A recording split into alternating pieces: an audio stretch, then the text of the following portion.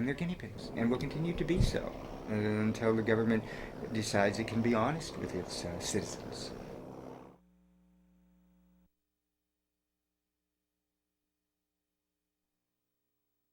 It's really a pathetic picture, all right. A dejected 9-year-old named Jeffrey with his hands cuffed behind his back New Year's Day. Ironically caught on tape by a private investigator working on another case. This kid was simply enjoying himself on New Year's Day riding a bike without a helmet. Granted, riding a bike without a helmet is bad, but it certainly is not an offense that threatens the safety public, such as speeding, perhaps. You'd like to think the Palm Beach County Sheriff's Office had better things to do than chase kids without bike helmets, but Sheriff spokesperson Paul Miller says this kid wasn't exactly the cooperative type. In fact, this was the second time that day the officer had to stop him. But when he gave him instructions not to run away, and he tried to run away with the bike twice and run away on foot, he had warned him that I would have to handcuff him if he tried to run away again, and he did, so he handcuffed him.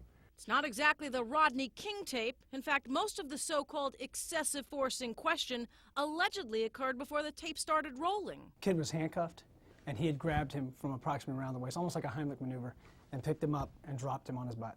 The officer didn't include that in his incident report, but says the little boy tried to bolt when he tried to write him a citation. He had suspicions now because the kid had tried to run away 3 times that possibly the bike was stolen. The deputy didn't want it necessarily handcuffed. He doesn't normally handcuff kids. He is a friend of the kids. That wasn't always the case, though. According to an internal affairs investigation obtained by the Times, Officer Kenneth Backman has been a magnet for civilian complaints and lawsuits. In 1975, he was dismissed from the Palm Beach Sheriff's Office after a complaint of false arrest and mistreatment.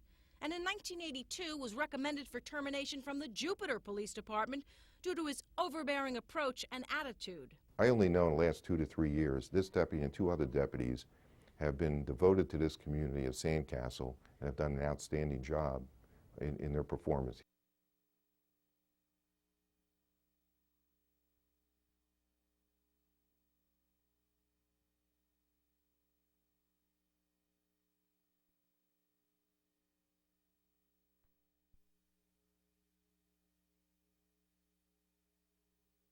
The only thing we have to fear is fear itself.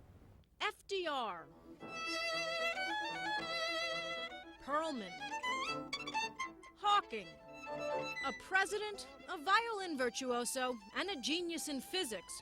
All inspirations, all judged by their abilities, not their disabilities. But good thing they're not going for a factory job down the street like these people did. Frustration, unbelievable frustration. Sure, we've received a resume. You're just the person we're looking for. Then I get to the door, walk into the employer's office. Then all of a sudden, the job is filled. Feel like hell. Nobody give me a chance to show my skill. Hell for 22-year-old Derek Higgins, who's learning disabled. Hell for Joanne DeBello, who's partially paralyzed after a stroke. Hell for David Spates, who has cerebral palsy, and hell for the estimated 43 million Americans with disabilities, who, despite the booming economy and historic lows in unemployment, can't buy a job. See, right here, see? Okay, yes, you did. An astronomical 75% of Americans with disabilities can't find work, even at the lowest paying, lowest skilled jobs. Here in South Florida, the problem is worse, partly because of the large immigrant population and greater competition for those entry-level jobs. Did you save it on your A drive? Many have to rely on job-assisted training centers just to get them in the door. And then there's always the unspoken fears of prospective employers. There's always a lot of fear. How will other people react to that individual? Can they do the job? What happens if they get sick? How's it going here? But even when fitting in isn't an issue, like at sheltered workshops where the disabled act as an assembly line, packing, stapling, and collating for companies, they're still desperate for contracts. There are a lot of companies who have like tedious jobs, and they would be happy, I would think, to have somebody else do these things for them. 39-year-old Dennis Sykes suffered brain damage at birth and has trouble formulating words. Every eyes on me. I can't mess up. His career counselor was able to convince the company's owner to give him a trial run at a local packaging plant. She told me at first, don't judge him by your first impression. Dennis has been there now 2.5 months, even got a raise. But those opportunities are rare. We know it's how hard it is to get a job out there. We're not about to blow this. Joanne DeBello searched for 4 years before getting a job as a proofreader. David Spates, unemployed for 5 until he got hired as a packer. Both for a company called Handicap Sales Workshop. It's a thriving family-run printing company with a workforce that's 50% disabled. How's it going, James? All right? All right.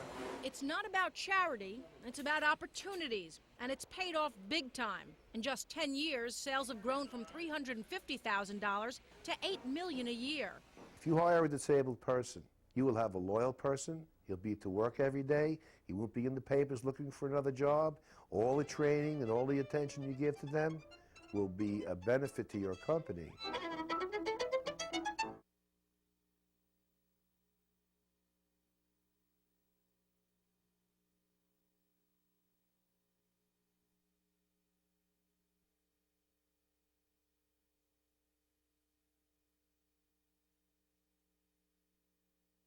They weren't the first, and they certainly won't be the last to risk their lives for the American dream. The 15 Chinese men who arrived in Seattle Sunday, dazed, dehydrated, and starving after a 15-day trip in a ship's cargo container, were just the latest of hundreds of Chinese stowaways who arrived at American ports over the past few weeks. American means money. It may mean democracy, it may mean freedom, but largely it means money. And that's why they will probably be sent back to their country, as will the thousands of Mexicans, Haitians, Nicaraguans, and other foreigners who flee here every year. In fact, the only people who are allowed to stay here by law are those that prove they face persecution in their native country. At least that's how the law is supposed to work. There's no question that there's discriminatory treatment. Cubans, for example, are allowed to stay regardless of persecution, as long as they reach land, according to the 1967 Cuban Adjustment Act.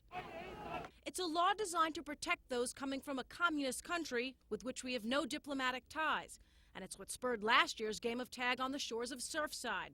But then, how come the people who never made it to shore after getting into a battle with the Coast Guard were released to their U.S. relatives? People keep talking about the rule of law, but they're only applying it where they want it applied. Can you say Ilion? Despite never making it to shore, the 6-year-old Cuban has been here since Thanksgiving, while the 2 children of a Haitian refugee were shipped back after New Year's along with 400 other migrants. There is differential in treatment having to do with politics. And how much the person's worth to us. Ever notice how quickly the INS can process some immigrants and not others? I mean, how else could you explain our decision to allow a popular Cuban baseball player who never made it to U.S. waters, never mind soil, to come here on a humanitarian visa? I want to be free. That's why I came here. When an African woman who flew here fearing genital mutilation was kept in INS custody for 2 years. It's all a matter of flawed immigration policy. It's all a matter of arbitrary and capricious dispensation of these laws. Or the result of a government that knows where its bread is buttered. Cubans vote in very large numbers, and certain members of the Cuban community donate very heavily to political campaigns, and all that raises their visibility in terms of politicians. And politicians, after all, do have something to say about what goes on in our city.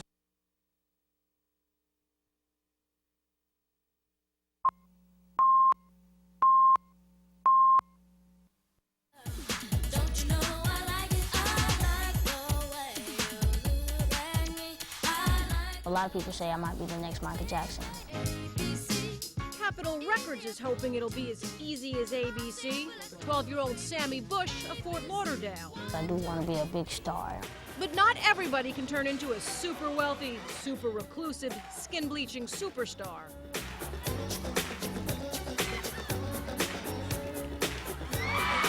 Both of us have the same type of energy we want to bring out to the crowd.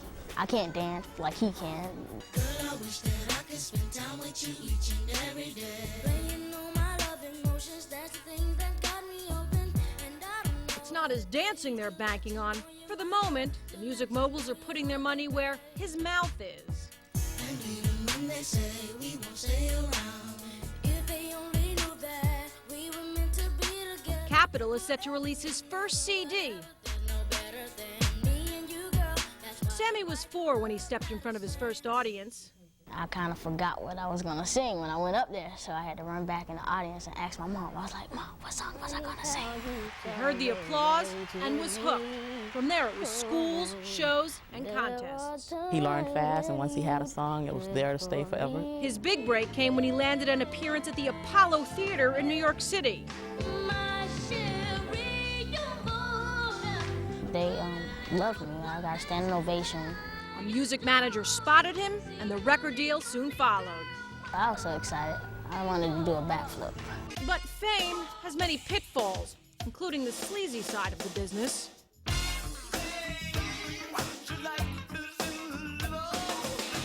My mom helps me. She tells me, you know, everyone's not your friend, and you got to keep in mind this is a business, and people will do anything to get the green. And the woman who runs that business is Angela Baxter, who plays part CEO and part mom. My weariness is Sammy. I mean, any average 12-year-old with $1,000 shopping sprees and a lot of attention will and can get the big head. I get a lot of attention from girls, a lot of attention from girls, and a lot of attention from girls. He still knows school, church, everything was first. His priorities are in order. The question is, does he have what it takes?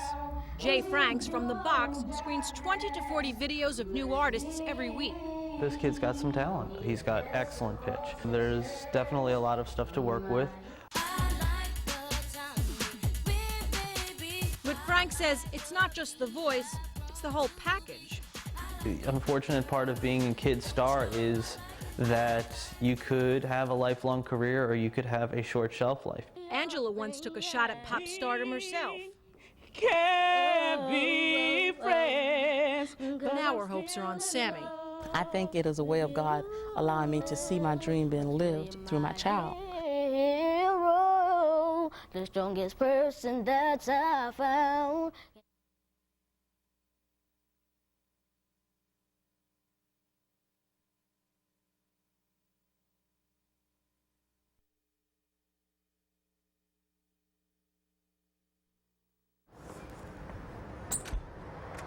I want to survive. Nora Tell is going to die soon. At 53 years old, she's in the end stages of liver disease, has hepatitis C, and no health insurance to pay for medical treatment. It's not my time yet. It's just not my time. And I want to live. Nora Tell needs a transplant, but will likely never get one. She has a history of drug and alcohol addiction and is at best a lousy gamble. I haven't been that bad not to deserve this. You know what's going to happen to me? I'm going to blow up and turn yellow like a poisoned dog. These days, Nora would probably settle for living out the end of her life with an ounce of dignity. You know, when you get sick and your insurance company drops you, how fast it eats up your resources. And there are a lot of people that are in my predicament. Just 10 years ago, Nora was an attractive and successful sculptor with a portfolio worth several $100,000. It's ceramics and a sculpture on it. Today, she's about to get evicted from her $500 a month apartment because she can't afford the rent. The streets are a death sentence for me. You know, how long do you really think I'll survive out there? Out of work, out of money, and slowly running out of time. This disease stole a lot from me. My looks. You know, I'm ashamed now, but I was a vain woman. She gets no disability checks, no Medicaid, and no food stamps. I see people get approved that should never have gotten approved. I see people get denied that I stand there with my mouth open. All the stuff they have wanted. Just to get food stamps, Nora needs to show 13 pieces of documentation. They know I'm going to die, and they figure that they're not going to pay me. There are people that just get so fed up and so disgusted, they suffer in silence and give up. But here's where it really gets demeaning, trying to prove her disability to Social Security. She applied 3 times and was rejected 3 times. I have a doctor's report saying she's got end-stage liver disease, vomiting blood, and blood in stool. I've got bank statements which shows she has $4.76 in her bank account. Right. Here's the eviction notice and letters from her sister saying, I pay for her rent. What else does this woman need to show that she needs help? I don't disagree with you. This would be a very difficult process for someone. We encourage people who apply, once they come to us, to have an advocate, either be a professional advocate, a member of your family, a close friend. Well, Nora has a professional advocate who declined to be interviewed. She's about to get evicted from her apartment. It's an emergency situation. Which one would be the best person to talk to? Our efforts bought Nora a reprieve of a few extra days at her apartment and a review of her case by top-level officials at Social Security. And I'm another piece of junk they just threw away. The thing is, I'm worthwhile. You know, I'm well-educated, I'm a good artist, and to just toss me away like that, I'm a sentient being. I'm worth something. In the meantime, Nora is packing up the last of her artwork, just in case she falls through the cracks again. I hate to see all this lost. She doesn't want to watch as the sheriff's department starts tossing it over the balcony. They stole the last little minutes of my life. You giving up? No. You're here, aren't you?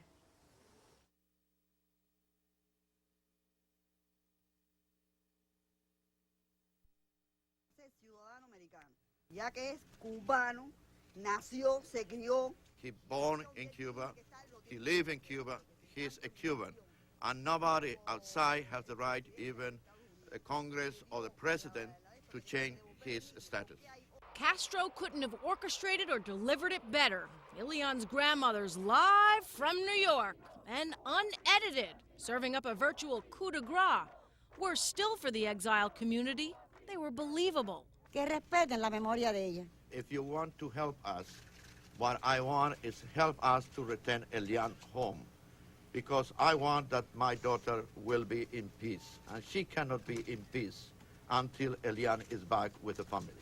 About the only people not moved to tears were Ileon's family here in Miami, who claimed it was the performance of a lifetime. You weren't moved by their crying, saying, this is, my only legacy to my daughter? Not really, because this is the first time I hear her cry. And every time she's spoken, she's never even asked for her. The show of Grandmas on Parade was all sponsored by the National Council of Churches, which says it brought the poster women here so they could get Ileon and take him back to Cuba. I'm shocked that those grandmothers didn't come to Miami to be next to their grandson after what he's been through and the trauma. But during